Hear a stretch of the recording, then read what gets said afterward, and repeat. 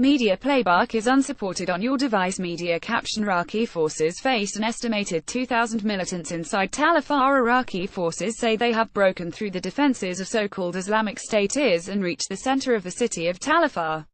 A spokesman said troops had also reached the neighborhood around the old citadel. Tal Afar, near the Syrian border, is one of the jihadists' last remaining strongholds in Iraq after they were driven out of the city of Mosul. The Iraqi offensive on Tal Afar has been underway for 6 days.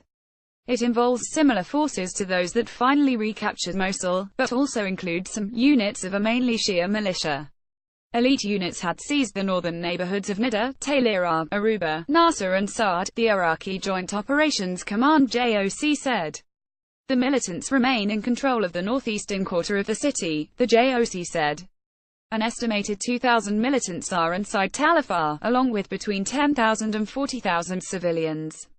Image caption: Iraqi forces say they have reached the city center. Tal Afar, which had a predominantly ethnic Turkmen population of 200,000 before it fell to IS in June 2014, sits on a major supply route between Mosul, about 55 kilometers 35 miles to the east, and the Syrian border, 150 kilometers 90 miles to the west.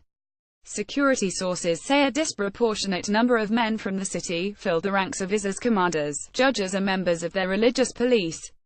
The city was cut off during the 9-month Mosul offensive by troops and allied militiamen from the Shia-dominated paramilitary Popular Mobilization al-Shabi force. But they did not attempt to retake it until this week. The UN has described conditions inside Tal Afar as very tough, with food and water running out, and said it was preparing for thousands of civilians to attempt to escape from the city. More than 30,000 civilians have fled the Tal Afar area since the end of April, many of them arriving at Iraqi government mustering points exhausted and dehydrated after trekking for 10 to 20 hours in extreme heat, the UN said.